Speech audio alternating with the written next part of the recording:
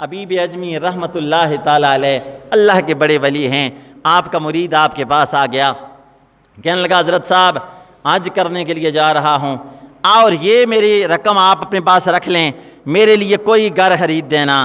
پیر پر بڑا اعتماد تھا، پیر صاحب نے وہ رقم لے لی، آپ نے فرمایا ٹھیک ہے جا حج کر، میں تیرے لیے گھر خریدوں گا۔ وہ بندہ حج کرنے کے لیے چلا گیا، حج کر کے جب واپس آیا ادھر پیر صاحب سوچ بچار میں تھے، اس بندے نے میرے اوپر اعتماد کیا ہے، یقین کیا ہے، مجھے رقم دے کر گیا اور یہ بھی کہہ گیا حبیب اجمی میرے لیے کوئی بہتر گھر خریدنا، کوئی اچھا سا گھر خریدنا۔ آپ سوچو بچار میں تھے، اتنے میں مدرسے میں چلے گئے، وہاں دیکھا یتیم بچے پڑھ رہے ہیں اور دل میں سوچ رہے تھے کہ مرید نے کہا بہتر گھر ہونا چاہیے، ان میں تقسیم کر دوں گا اور اللہ قیامت کے دن بہتر جنت والا گھر عطا فرمائے گا۔ یہ دنیا کے گھر کوئی خاص بہتر نہیں ہے، ادھر رقم تقسیم کر دے۔ مرید حج کر کے واپس آیا پیر کے استانے پر اور کہنے لگا میرے پیر صاحب میرا گھر کہاں ہے؟ لوگ ملاقات کے لیے آئیں گے اور مجھے اپنا گھر چاہیے۔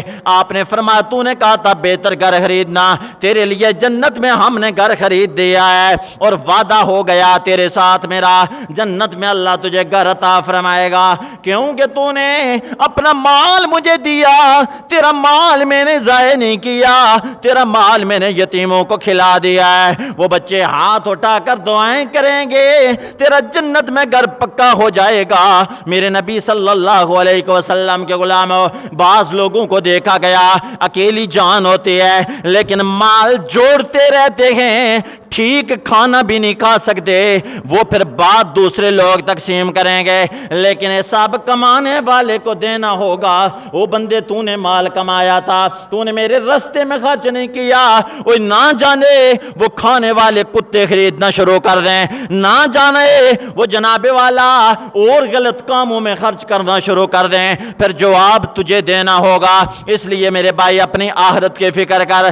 آپ نے فرمایا تیرا گھر پکا ہوگا، لیکن باتیں کرنے والے بھی تو بڑے ہوتے ہیں۔ آ کر کچھ لوگ مذاق کرنے لگے، کہنے لگے حبیب اجمی کے غلام، اس کے مرید یہ بات کی باتیں کر رہا ہے تیرا پیر، تجھے جنت کیسے ملے گے؟ یہ تو بات والا معاملہ ہے۔ وہ کہنے لگا میرے ساتھ مذاقیں نہ کرو، میرا پیر بڑا سچا ہے، جو وعدہ کرے بڑا پکا ہے، سچا ہے، میرا پیر کبھی جھوٹ نہیں بول سکتا، مجھے اپنے پیر پر کامل یقین ہے۔ اللہ اکبر کبیرہ۔ پھر اس بندے کا وصال ہو گیا، ادھر حبیب اجمی اس کے لیے دعائیں کر رہے ہیں اور صبح اس کے رشتہ دار حضرات اس کی قبر پہ جاتے ہیں، قبر پہ جا کر دیکھنے لگے، قبر پر رکا پڑا ہے اور جس پر لکھا ہوا ہے حبیب اجمی سے، حبیب اجمی نے اس اپنے مرید سے وعدہ کیا تھا کہ تجھے جنت ملے گی، تیرا گھر جنت میں پکا ہو گیا۔ تو اللہ نے حبیب اجمی کے درخواست پر بندے کو جنت میں ٹھکانہ عطا فرما دیا۔ اللہ نے جنت میں ٹھکانہ عطا فرما دیا۔ ایسے لجپال لوگ بھی ہوتے ہیں جو آخرت کی دعوت دیتے ہیں، آخرت کی دعوت دیتے ہیں۔ وہ لاہور ایک ہمارے پیر صاحب تھے، اللہ جنت الفردوس میں انہیں اعلیٰ رفع مقام عطا فرمائے، ان کے پاس لوگ جایا کرتے تھے، پرچیاں لکھ کر بھیجا کرتے تھے۔ ایک دفعہ ایک بندے کسی نے پرچی دی، حضرت صاحب دعا فرمائیں اللہ مجھے دین کی سمجھ عطا فرمائے۔ آپ نے پھر پیچھے سے بلایا، سٹیج پر گیا تو فرمایا یہاں کھڑا ہو کر یہی اپنا جملہ دہرا تاکہ ان لوگوں کو پتہ چلے جو دنیا کے طالب ہیں کہ کوئی تو اس زمانے میں بھی ہے جو دین کا طالب ہے کہ اللہ مجھے دین کی سمجھ عطا فرما دے۔ تو میرے نبی کے غلاموں بس یہ دعا کیا کرو، کملی والے آقا کی بارگاہ میں استدعا کیا کرو، پھر یاد کیا کرو کیا کملی والے نظر کرم دی کر جانا، کملی والے نظر کرم دی کر جانا، کملی والے نظر کرم دی کر جانا، خالی جولیاں سب دیاں کا بر جانا، خالی جولیاں سب دیاں آقا بر جانا۔ کیونکہ دنیا دار دے گا، سوچ کر دے گا تھوڑا دے گا، لیکن جو کملی والے کا منگتا ہے اس جہان میں کسی کا محتاج نہیں ہوگا۔ اتنا مصطفیٰ دیتے ہیں، اتنا کملی والے آقا دیتے ہیں۔ ایک دفعہ سرکار کو مال غنیمت سے کچھ بکریاں میرے آقا کے حصے میں آئیں، سرکار لے کے جا رہے تھے، ایک یہودی کہنے لگا محمد تو بڑا امیر ہو گیا، میرے آقا نے ساری بکریاں اس کے حوالے کر دی۔ فرمایا ٹھیک ہے تو امیر ہو جا۔ وہ گلیوں سے جاتے ہوئے اعلان کرنے لگا، او لوگوں محمد کے پاس آؤ، محمد اتنا دیتا ہے بندہ کسی کا محتاج نہیں ہوتا، اس جہان کے اندر بھی امیر ہو جاتا ہے، اور جو کلمہ پڑھے اس جہان میں بھی جنت ٹھکانہ مل جاتا ہے۔ اس لیے سارے کہہ دیں کملی والے نظر کرم دے کر جانا، خالی جولیاں سب دیاں آقا بر جانا، کملی والے نظر کرم دے کر جانا، خالی جولیاں سب دیاں آقا بر جانا، خالی جولیاں سب دیاں آقا بر جانا، روک عقل نو پیار دی حد نہ لنگی جا، اللہ کولوں عشق نبی دا منگے جا، کیوں عقل والیاں ہرنا عشق والیاں نے جیت جانا، خالی جولیاں سب دیاں آقا پر جانا، کملی والیاں نظر کرم دے کر جانا، خالی جولیاں سب دیاں آقا پر جانا، جڑے یار دی بزم سے جا کے بیٹھے نے طیبہ ول نظراں لا کے بیٹھے نے، اج انہاں دی آس دا بیڑا تر جانا، خالی جولیاں سب دیاں آقا پر جانا۔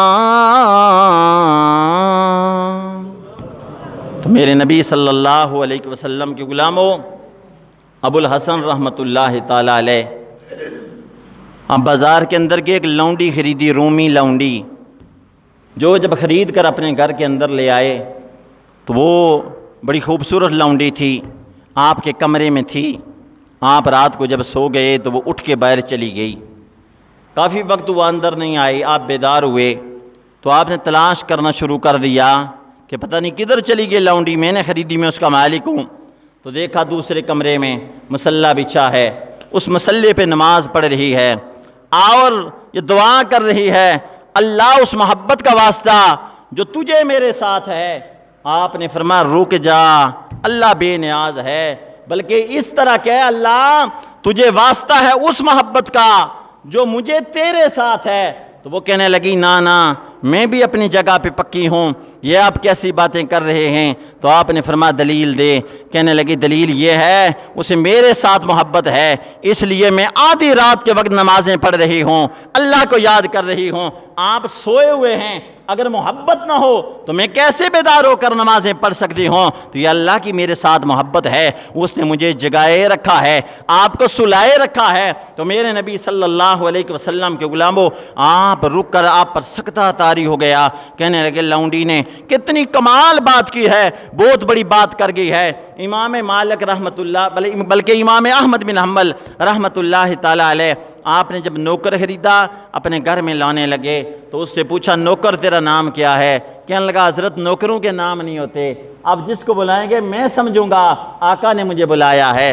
پھر پوچھا نوکر کیا کھائے گا؟ کہنے لگا جو بچ جائے گا مجھے دے دینا، نوکروں کے نہرے نہیں ہوتے۔ اس کے بعد آپ نے فرمایا کس کمرے میں رہے گا؟ تو اس نے ایک چھوٹا سا کمرہ تھا جس کے اندر سامان تھا، سٹور جس کو کہتے ہیں، اس نے کہا میں اس کے اندر رہوں گا۔